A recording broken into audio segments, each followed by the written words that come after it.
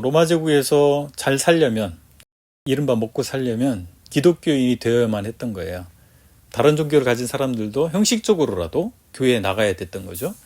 여기에 문제가 있는 것입니다.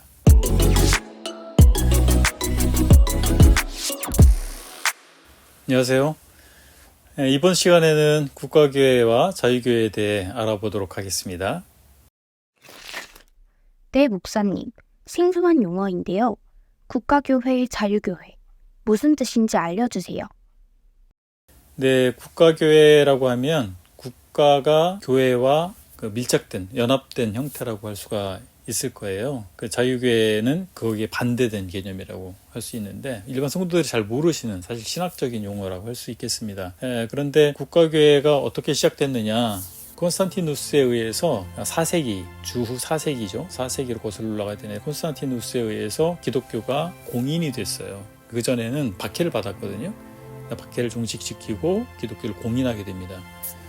밀라노라고 하는 곳에서 칙령이 발표됐기 때문에 그 칙령의 이름을 밀라노 칙령이라고 합니다. 기독교가 로마에서 합법화됐다, 종교의 자유를 얻었다. 이것은 기독교에서 굿뉴스, 좋은 소식이겠죠. 그런데 중요한 것은 정치적 의도가 있었다라고 하는 거예요. 콘스탄티누스가 로마 제국의 어떤 통합된 이념으로서의 기독교를 선택한 그런 측면이 있었거든요. 그 후에 380년에 데오도시우스 황제는 기독교를 로마 제국의 국교로 선포를 했습니다. 이제 기독교는 로마 제국의 유일한 합법 종교가 된 거예요. 그 말은 기독교 외에 다른 종교들은 불법이 되는 겁니다. 그래서 완전히 역전이 됐다고 볼 수가 있겠습니다. 그럼 목사님, 다른 종교를 가진 사람들은 어떻게 해야 했나요? 갑자기 기독교만 믿어야 하는 건가요?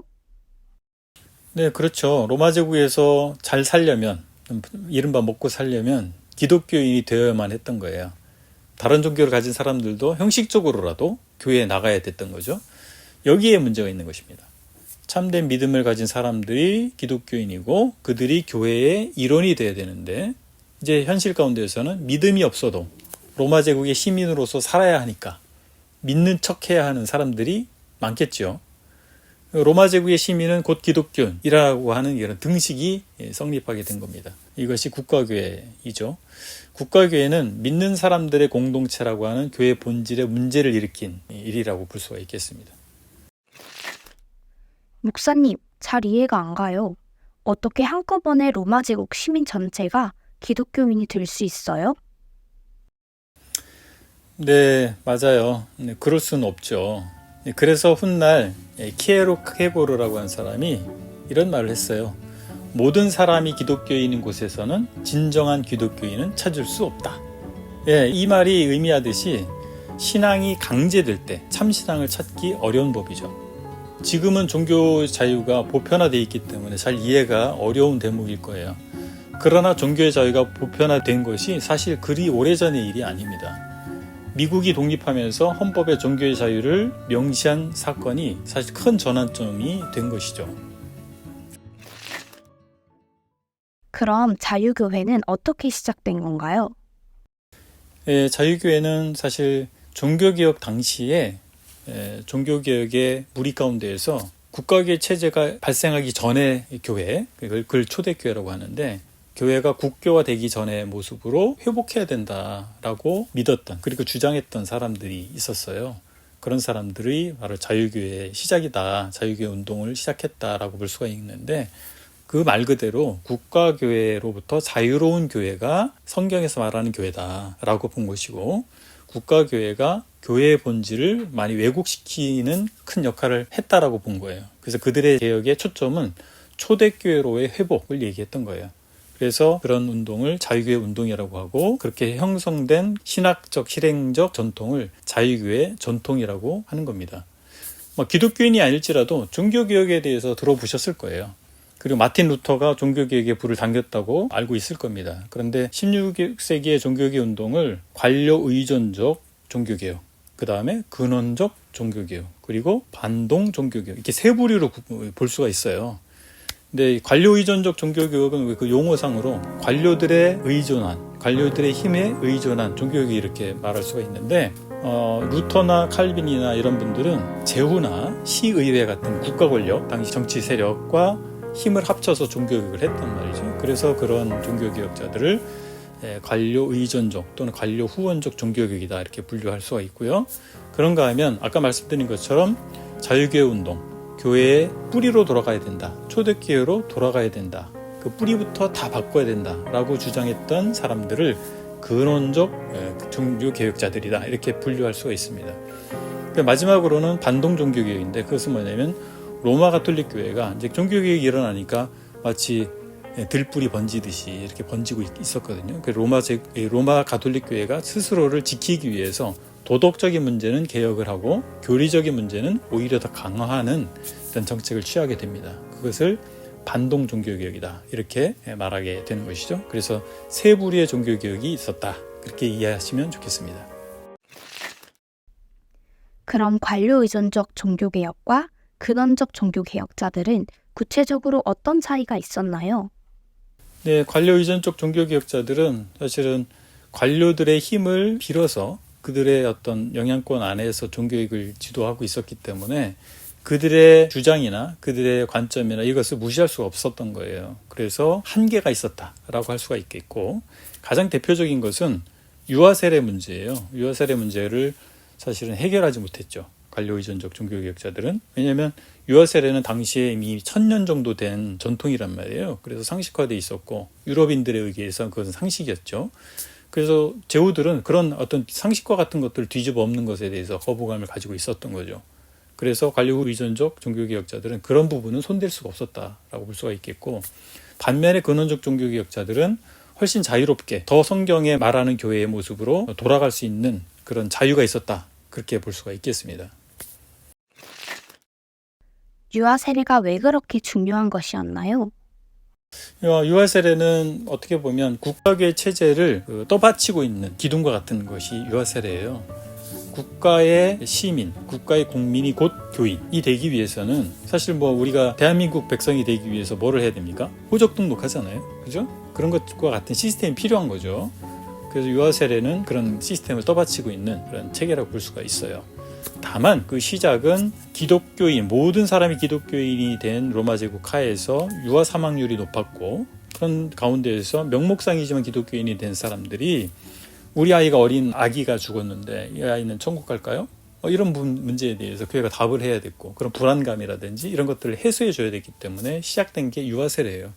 근데 그것이 오랜 세월이 지나면서 보편화됐고 마치 상식화됐던 거예요. 그렇게 유아 세례를 이해하시면 좋겠습니다.